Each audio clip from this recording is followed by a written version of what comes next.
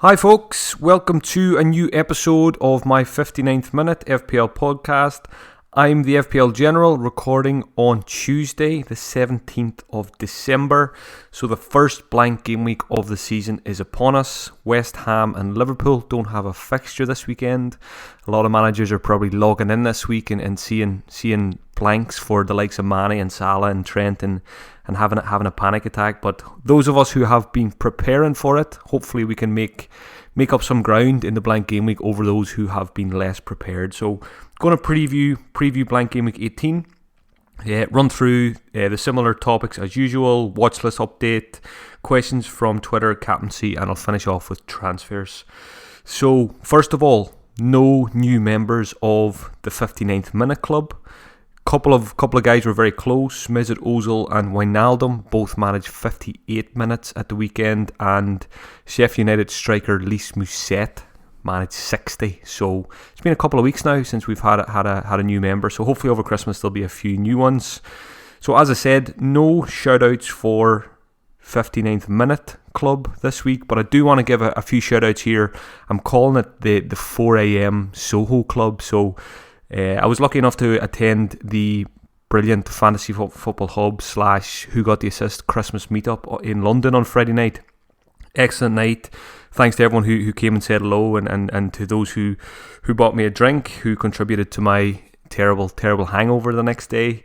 But yeah, some of us decided it would be a good idea to party on into the small hours, so stayed out till about 4 a.m. So just a couple of guys: Andrew, FPL Sponge, Dara, the Tinkerman, James Corralt, and Neil Murray. I just want to give those guys a shout out. So thanks for a great night. Great to meet all of you, as well as everyone else. I think there was probably about 100 people there on Friday. So that was excellent, and looking forward to the next one. A quick review of Game Week 17. I'm going to enjoy doing the review this week for a change, because after 3 weeks of red arrows, a nice healthy green one this week. So I banked the transfer going into Game Week 17.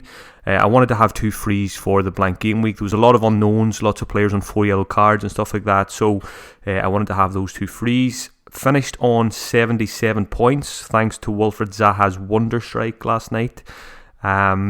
Didn't expect anything from him, given what he'd done in the 2 games previously. So that was a nice bonus to finish off the game week in style. I went from 342k up to 210k, so pretty happy with that. I'm pretty sure that's the best my rank has been at any point this season, so starting to move in the right direction now, and hopefully I can carry that on over the next couple of game weeks and into the new year as well. So top 10k is always the target for me, and sitting at 210k now, it's a nice platform to build on, and I think it's definitely achievable. So the only... the last couple of podcasts I've done, I've been saying there's only been 3 players who've returned for me, but this week it's the opposite. There was actually only 3 blanks in my team: Martin Kelly, Dele Alli, and Tammy Abraham. Apart from that, everybody delivered something. Clean sheets from Pope and Trent. Lundstrom doing what Lundstrom does, getting 11 points. Mane was in the points, not as many as Salah, but at least we got something from Mane. Zaha, as I mentioned, that was a nice bonus. I'm going to talk about him later, because even though he scored, he might still leave my team this week. De Bruyne, I went out shopping on Sunday, and I didn't check this Man City score until half time, and it was a very nice moment opening up the live scores app on the phone and seeing De Bruyne had 2 goals and an assist in the first half. So very glad I held on to him. I said on last week's podcast that it was the first time this season that I was starting to waver on him a little bit. I was starting to consider maybe when it comes to my wildcard that I will lose him, but I think after what he did against Arsenal, that is probably not going to happen now. So very happy I held on to him. Up front, Captain Vardy, only 5 points from him, but again, it's not a blank, so yet to have a captain blank since I've started captaining Vardy. I think that's 6 weeks in a row now. So yeah, I don't think I'm going to captain him against Man City this weekend, so I'll come to captaincy again towards the end of the podcast. And Jimenez is just so consistent. He might not be scoring goals. It's probably 4 or 5 games since he scored, but he keeps chipping in with those assists. So a nice 5-pointer there from Raul as well. So all in all, very good game week, healthy green arrow. Hopefully game week 18 can bring another one. Just going to update the watch list now. Haven't changed too much on it this week. There was nothing very exciting. John Fleck is the first one who is back on my watch list. So I think I only removed him last week. I think he had a run of 3 blanks and he was on 4 yellow, so that's why I removed him. So he got his 5th yellow card, so he is suspended for game week 18. So whatever you do, make sure you don't buy John Fleck this week. But I've added him to the watch list regardless.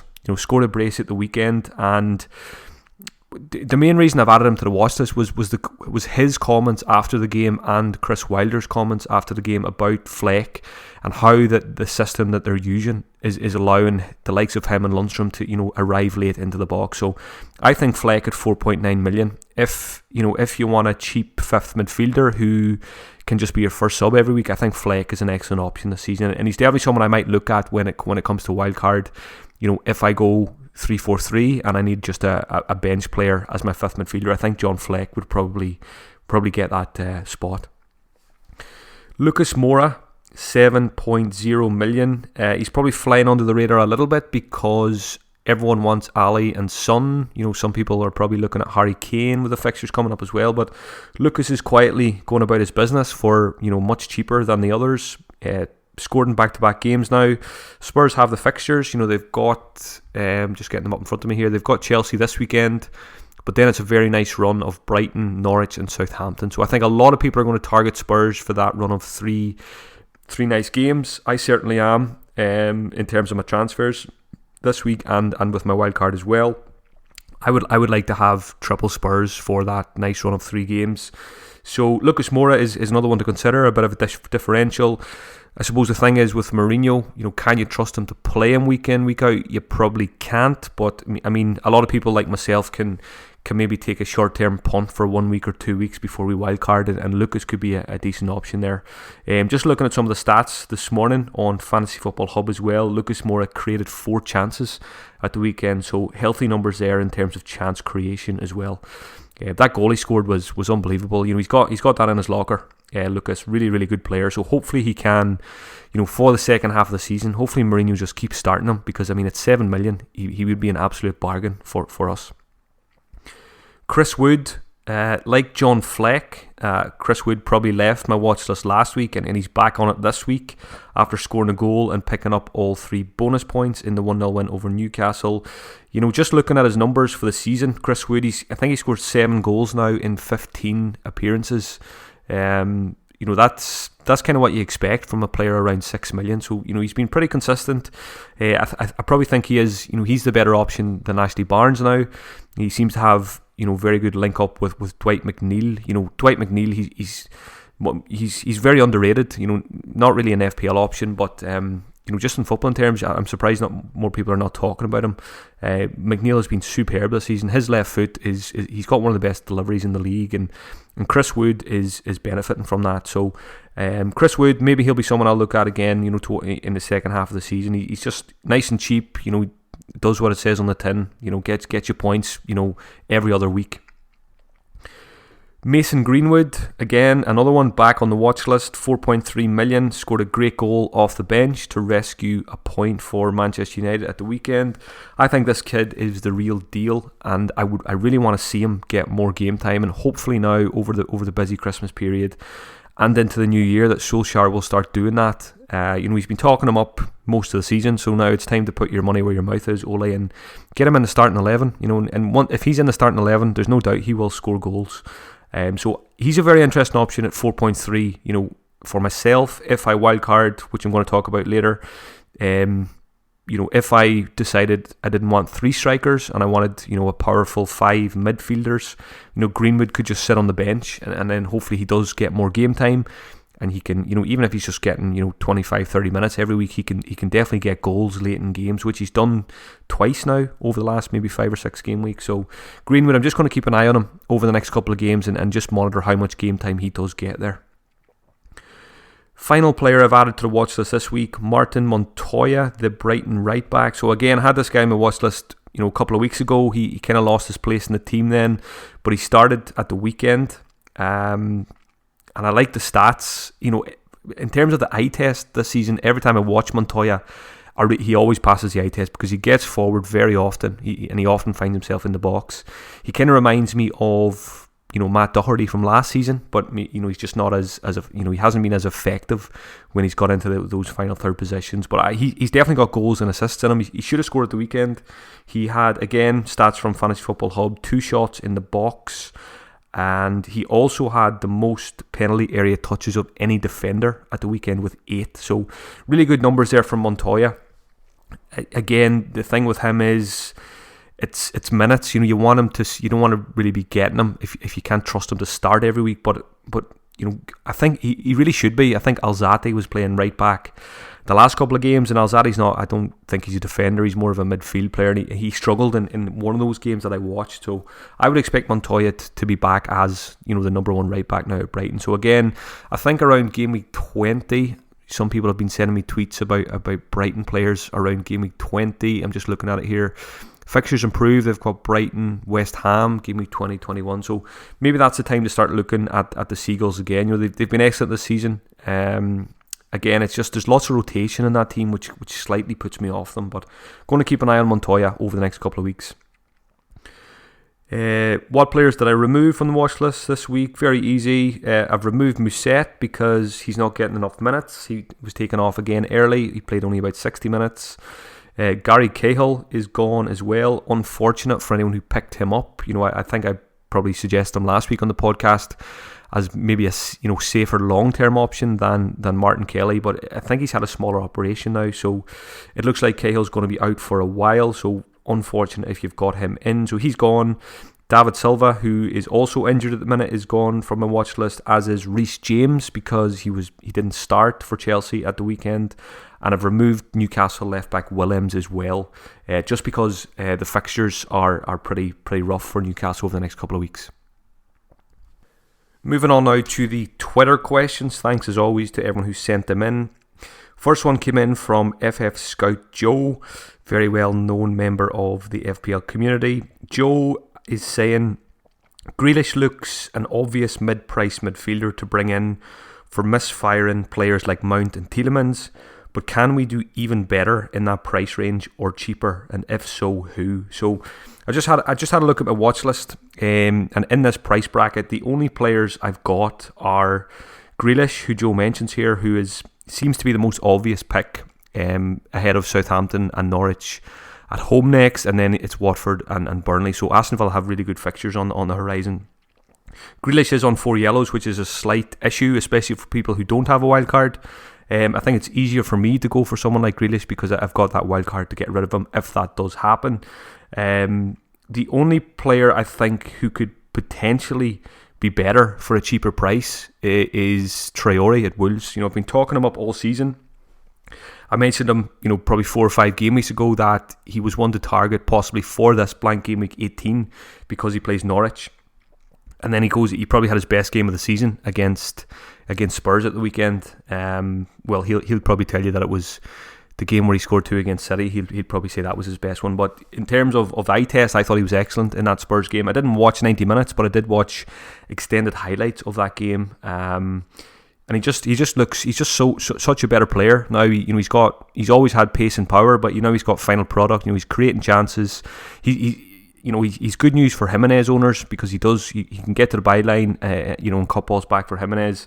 So I always like to see Traore in the starting 11 as a Jimenez owner. Superb goal he scored. I think a lot of people were shocked that he scored that goal. They didn't think he had it in his locker, but that just shows he is improving. He's a lot more confident to take those shots on as well. There was one in the first half where he cut inside Jan Vertonghen and hit the target off his left foot as well. So there's goal potential there, there's assist potential there. So I really like Traore. Part of me is tempted to get him myself this week and just back myself for talking him up for the last couple of weeks. Again, looking at the stats as well for Traore, they back it up. The game week 17 stats, he had 3 shots on target and he had 10 penalty area touches. I think that was second best for midfielders. I think it was behind, I'm pretty sure Salah came out on top of most stats this week. So posting, he's passing the eye test, Traore. It's backed up by the stats there as well, and he's got Norwich, so really good fixture. So all the signs point to Traore doing well in game week 18, so I like him. if I had to make the call between Grealish and Traore, just for game week 18, I really like Villa's home fixture against Southampton, so I'm still leaning towards Grealish. The fact he has penalties now as well is a big bonus. Even though he missed, I still expect him to be on those. Question from FPL Silicon Valley. Do we take the Zaha points and run, or keep the faith over the next few fixture-friendly game weeks? So, what do we do with Zaha? Those of us who brought him in a couple of weeks ago, he did nothing and then he scored a goal last night. Does that save him from the chop, or do we take the points and run? So, I think I'm going to, it was about 70 minutes into that Crystal Palace game last night, and I had already mentally sold him in my mind for game week 18. So I think I'm still going to sell him, even though he did score that wonder goal at the weekend. He's been pretty rubbish, and I'm still putting that down as a bad transfer. It was maybe the first trap I've fallen into this season. Maybe getting excited by a player who scored in back-to-back games, had good fixtures, probably a bit of a nostalgic pick because he's done well in previous seasons. But Crystal Palace, I should have looked at them more. They just don't score many goals. Zaha's underlying stats weren't great either. So I'm obviously thankful to get the goal last night, but I feel very fortunate to get those points. And I don't really want to own him any longer. The other thing about him is he's a walking yellow card, he's a walking red card. He was doing his best last night to get booked as well, but he thankfully got away with most of the things that he did. So I don't really want to have Zaha on Boxing Day because he's the kind of player who could just decide to do some boxing on the pitch. So I think I'm going to take the points and run this week and just get rid of him. Looking at the stats again, over the 3 games that I've owned Zaha, he's only had 2 shots. So 2 shots in 3 games just ain't good enough. And I think Palace have only scored they've probably only scored 2 goals in those 3 games as well. So it's just not good enough. He's a great player, but he's not playing for a great side. They're a very defensive team. I like Palace defensively. I'm happy I've got Martin Kelly for the next few weeks, but in an attacking sense, they're not great. I don't think Ayew even had a touch in the box in that game, playing 90 minutes. So that kind of tells you all you need to know about Crystal Palace attackers. So I'm going to take the points and run probably to Jack Grealish for the weekend. Question from Matt. Neil Mopai from Game Week 20 as the best under 6.5 million forward? ? So is Mopai the best cheap striker for Game Week 20 onwards? I definitely think he could be. He's been on my watch list for a few weeks. I owned him earlier in the season. I think I only owned him for about 2 weeks. It was after that Spurs game. He was really impressive in that Spurs game. And then I brought him in for two weeks, and I think I moved to Jimenez probably then. But yeah, he's on my radar. I think that's 7 goals for the season now. As I mentioned, Brighton from Game Week 20 onwards, fixtures do improve for them. So when it comes to my wildcard, I could see myself going back to Mopai. If I don't go for the Vardy, Abraham, Rashford front line, there's question marks over Rashford now. There's question marks over Abraham as well. His form's a bit patchy. So I could see myself dropping down to Mopai and maybe going a bit heavier in midfield on a wildcard. So yeah, I think he's the best option under 6.5 million. Because I'm not going to say Danny Ings. You all know what I think about Danny Ings and the reasons why I don't get him. But even still, I think fixture-wise, long-term, I think Mopai is probably a better option than Danny Ings. But again, that's probably just me being biased because I'm very stubborn when it comes to that guy. The only other one in that price bracket is probably Chris Wood, who's a decent option as well. But I think between those 3 long-term, second half of the season, I think Mopai is the one I'd be looking at. Question from Nico. And this question is in capital letters. So Nico says, what to do with Tammy? And I can sense the frustration and anger in this tweet. So I just had a look back on Tammy's last 5 matches. So going back 5 games, he blanked against Man City. Then he missed out with injury. Then he came back from injury and scored 12 points against Aston Villa. And then it's back-to-back 2-pointers now. So it is only 2 blanks. Are we getting impatient too quickly? I mean, I say, are we getting too impatient? I mean, are managers getting too impatient? Because I'm not. I'm still pretty happy. I'm going to stay loyal to Tammy a little bit longer. It's 11 goals in 16 appearances.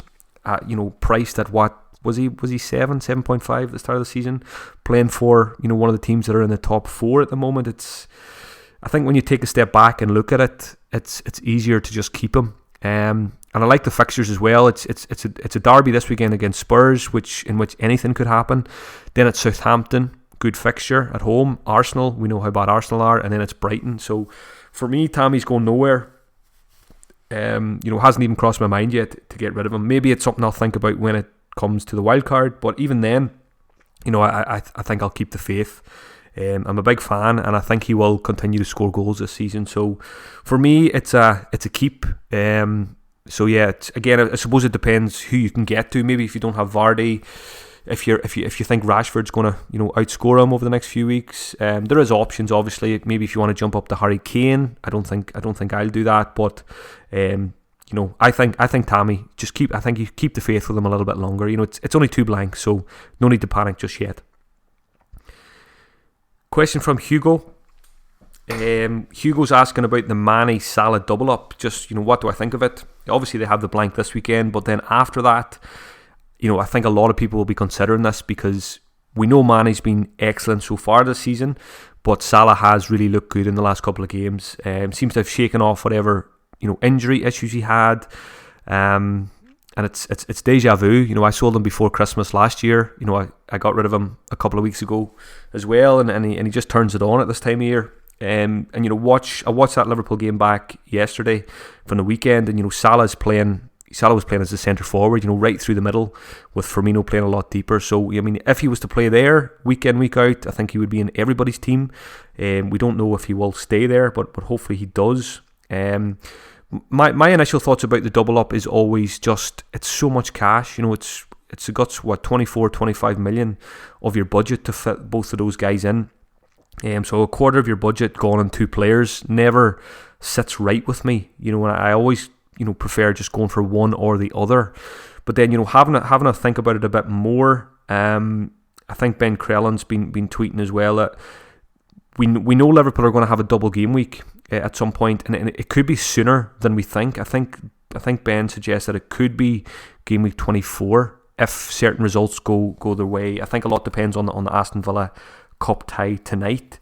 But if that was a case, and if it was a case that Liverpool were to have a double game week soon, let's say it was game week 24, I think I'd be more inclined then to look to try and get to the Salah Mane double up for that, because it would be pretty nice to own both of those guys for a fixture against West Ham and somebody else in double game week. You're probably going to play your triple captain on one of those guys as well. So that is what kind of initially I'm saying no, I'm not going to get the double up, but if that double game week comes earlier than expected, then maybe I would be swayed to get both in. But it's definitely a viable strategy. A lot of people have been doing it. I think Magnus Carlsen, who's I think he's 3rd now in FPL. He was 1st for a wee while over the weekend. I think he's had Mane and Salah over the last couple of weeks, and it's certainly did him no harm. So yeah, if you've got the funds, it's definitely something to consider. It probably is something that I will warm to a bit more over the next week or two. Question from Martin. Simple one here: Grealish or Martial? Simple question. It's probably not a simple answer though. This one probably comes down to what kind of FPL manager are you. If you like to take a risk, you're probably back Martial as an out of position, playing for Manchester United with decent fixtures coming up. If you're someone like me who's probably a bit safer, a bit more boring, it's probably going to be Grealish for me, I think, rather than Martial. I just don't trust Martial, number one, for injuries, and number two, he was very poor against Everton at the weekend. He barely had a touch in that game. And I just worry about United in these kind of fixtures. That's why, I haven't bothered with Martial or Rashford yet, even though they did well against Spurs and City. I always thought these are the kind of games, the Everton games, that we struggle to break teams down because we don't have much creativity in midfield, which is the big issue. It doesn't matter how good your attackers are. Martial and Rashford are top class players, but when they don't have an awful lot of very good service, behind them, you can't expect them to bang goals week in, week out. That's the case with Rashford. You can see Rashford getting frustrated on the pitch, with certain teammates because he doesn't get the ball and passes don't come early enough or things like that. So that does slightly put me off Rashford. He's playing brilliant. He's getting loads of shots away, but I do worry about how much service he's going to get. So yeah, I think I would go Grealish over Martial there for that one as well. Moving on to captaincy and transfers for the weekend now. Captaincy, it's probably the hardest week of the season for captaincy because we don't have Liverpool assets and because of the fixtures as well. You've got Leicester playing. Who is it? Yeah, Leicester playing Man City, and then you've got Chelsea playing Spurs as well. So it's tough fixtures for captaincy this week. I've got absolutely no idea yet who I'm going to put it on. I put it on De Bruyne on Sunday after he scored his 19 points, but I can probably see myself moving off him. I think that Leicester have been very good defensively this season, so I don't feel great about captaining De Bruyne in that one. The other options I've got Jimenez for Norwich. Good chance I might go for that one. I've got Ali, and I'm probably going to get Son in as well. So I like both of those guys for captaincy at home to Chelsea in the derby. Vardy, I don't think he can be ruled out against Man City. But again, I do think I prefer some of the other options than Vardy this week. And Grealish, if I get Grealish, good fixture at home to Southampton. So there's so many options. I don't have Rashford. I think he's another really good option away against Watford. Everton are home to Arsenal, and Arsenal are just an absolute mess at the minute. So I think Richarlison's a decent option this week for anyone who has him or wants to take a 1 week punt. Maybe taking a punt on him is enough. It's a big risk maybe to go with him for the captaincy. I remember having him at one point last season, and he got sent off for me. So I'm always very wary of that guy. He got booked for kicking the ball away at the weekend as well. So he's a bit like Zaha. I don't like these angry guys, in my FPL team because they can cause you a lot of frustration. So for me, I'm undecided. I think most likely it'll be either one of the Spurs guys, whether it be Ali or Son. I'm probably going to swerve the Man City Leicester game because it's a bit unpredictable, that one. And Grealish, I'll probably be happy enough just to own him, rather than captaining him as well. So yeah, I think it'll be Jimenez or Ali or Son for me this week. I need to spend a week thinking about that one.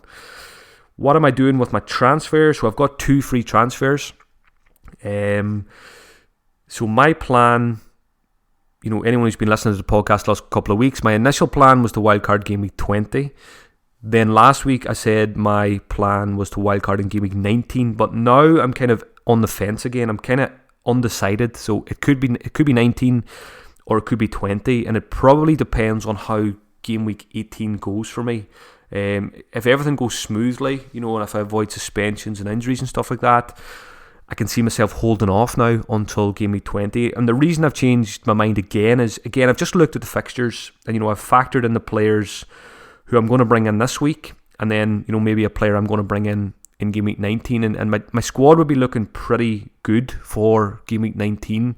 So maybe I can hold off for that one more week of information before the wildcard. And thanks to Ben Crellin, who sent me a tweet today, and he's the guy who got me thinking about this. I put up a tweet with my team from the weekend and just said, 2 frees before game week 2 frees before game week 18, and then wildcard game week 19. And I know Ben himself is planning a game week 20 wildcard, and he sent me a tweet and he just said, quite simply, you're already going to be very well set up for game week 19, so you should probably consider waiting a week. And that's what I've done. I've had a play around with it today.